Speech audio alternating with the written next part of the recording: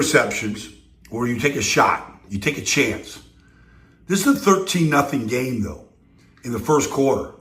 And if you want to take this shot to Freiermuth, you can take a look at it. The protection's great. But I don't know if you can make this throw. And Russell Wilson hasn't made this type of throw. Justin Reed with the easy pick, you take points off the board. But here's the problem with it, is it's a force, no question. But when you watch this play, here comes Jaylen Warren. Like, they say check down, they say touchdown, check down, get down.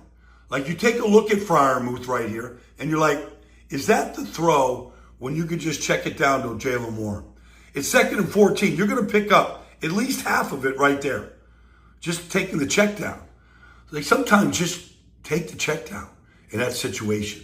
Points off the board when you're down 13-0. Like, that's hard. You don't need to force it yet. Formation, but nobody plays more 3 linebacker sets than the Chiefs. Tranquil, Bolton, Chanel. And, they're all good. Tranquil with the run-through. Like, if you don't block these guys, one of them will make every single tackle. Bolton on the run-through right here. All right, McCormick can't get there. Another tackle for no gain. All right, it's one after another. The two of them, they never come off. These two, in Bolton and Tranquil, they never come off the field. And they're all big, strong, and fast. And you watch these plays, like here's Tranquil. All right? Najee, no place to go. Like, the line isn't quick enough, athletic enough to stop him. This is 3rd and 3. 3rd and 3, this is a huge play in this game. You watch Tranquil get off the block right here, and there he is on the ground, along with Williams. All right? 4th down. They got a punt. I don't know, 4th down against the Chiefs. First half, I think I got to go for it. But regardless, then you watch just the big 3, all 3 of them right here, in all phases of the game. Like, here you go. Here comes Tranquil with the run-through. I mean, then it's all phases, right? It's the passing game. You watch Bolton out here. All right, he's got Najee Harris out there on the swing. All right, the check down. He probably thought he had a pick 6 right there. But it's the passing game. It's the run game. You watch this Bolton right here. All right, all he's doing is just zone coverage, middle of the field. All right, here comes the ball to the tight end. Ball's out. Who's on it? They get to the football. Chanel, right? There we are. Bolton with the recovery. Then you just get simple, okay? You got Harris blocking, Bolton just in the passing lane. These guys make more plays. This defense is a problem. It's the best defense going into the postseason, I believe, in the NFL right now. So, once again, the Pittsburgh Steelers offense was absolute trash. And once again, it was against a top-tier team. They're only able to score 10 points in the entire game and 0 points in the entire second half. That's unacceptable. And this is the real reason why it was absolute trash. So, this breakdown, it was done by Brian Baldwinger.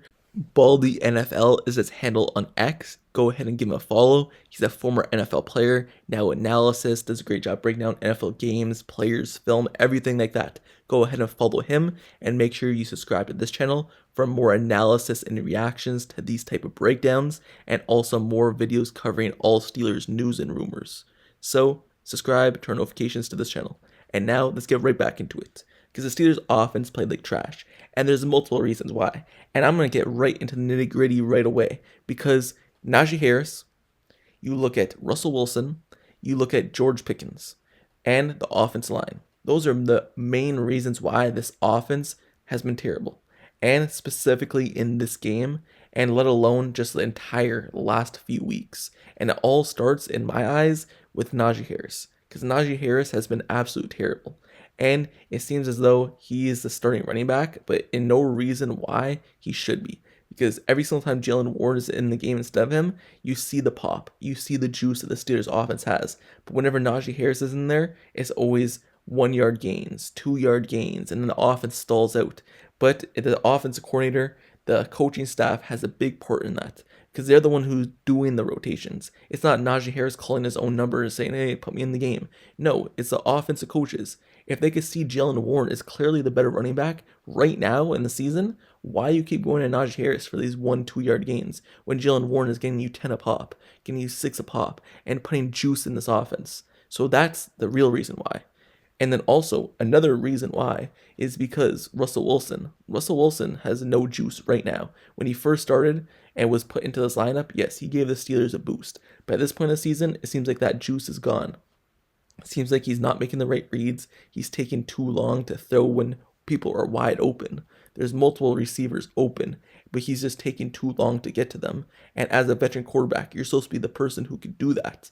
But he's also trying to escape the pocket so many times. He also takes way too many sacks. He's just not making the right reads at this point. There is some juice in his legs in terms of scrambling, but that's just one part of his game right now that's working, because every other part is just not working. So Russell Wilson's a big part. But then another part of that is George Pickens in this week specifically. Obviously, George Pickens, he's the best playmaker on this offense. And him being in there is the best thing that the Steelers can have. But in terms of this game, the reason why the Steelers offense was trash in this game was because George Pickens did not run his routes properly. He did not run that go route. He did not hold the safety because of his route. And if he gives up on routes, that allows for the interception. So it's both Russ and George Pickens' fault, because Russ could obviously see the safety didn't move, so he should have not thrown that ball either way. But at the same time, George Pickens is just not doing his job properly. So that's my thoughts on why the Steelers offense is trash. And now we can get to the offense line, because you've seen in this video the breakdown and the linebackers just getting through the offense line consistently, and the offense line can't be stopped, is stopping this defense. Yes, it's a really good defense, like Baldy said, but the Steelers offense line just played like trash, like Baldy said. They weren't able to block anyone, and weren't able to get anything going in the run game when Najee Harris was in there. But like I said, Jalen Warren, he was able to do something when he was put in the game. Even if the offense line was trash, he was able to do something. That's why he should have been in this game more. So this offense line, Russell Wilson, George Pickens, and you look at Najee Harris, those are the reasons why the Steelers offense was terrible in this Chiefs game, and just the reason in general why this offense has been trash basically all season, especially late in the season in the second half, is because the offense coordinator as well and the coaching staff. The plays are consecutive. They do the same thing over and over. There's no uniqueness in this offense. The coaching staff don't know what they're doing. They're playing players who shouldn't even be playing because of the rotations, and they just, I guess, favoring certain players. Like, they're favoring Najee Harris for no reason. He should not be the starter. And if he is a starter, he should be pulled immediately when he stops doing good, and when you see that Jalen Warren is clearly a better running back in the game. But you can keep going back to Najee Harris. And you seen when Cordell Patterson was in there running the ball sometimes, they got stopped as well. So Jalen Warren is the pop guy. Keep him in the game. So this is on the coaching staff as well.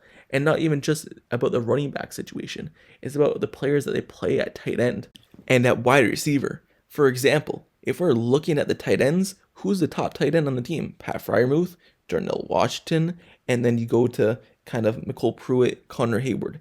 Tell me why, as a wide receiver, you're having Connor Hayward be in there as a wide receiver for multiple plays in a row when you have Pat Freiermuth already on the field. Why are you lining Connor Hayward up as a wide receiver position?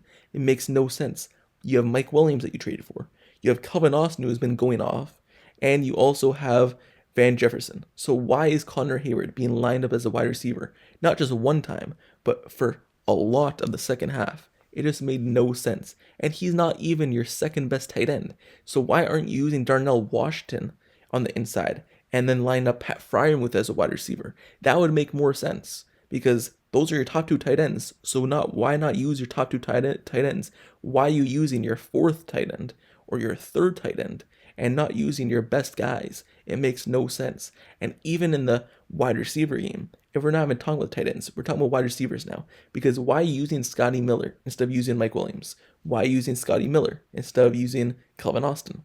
It just makes no sense in the rotations the Steelers are doing, and that is on the coaching staff. So not only is it on the players on the field not executing and not doing their jobs and just not playing at a high capability, but it's also the coaching staff just making the wrong adjustments and doing bad coaching, bad game planning, bad substitutions. And that's all hurting the team. And this is the reason why the Steelers offense has been trash.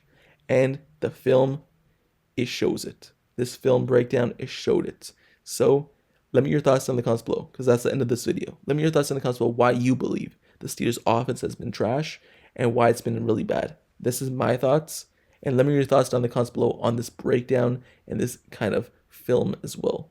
Let's go ahead and give Baldy NFL a follow on X once again, because he did this breakdown and he does a great job breaking down Steelers and every other team.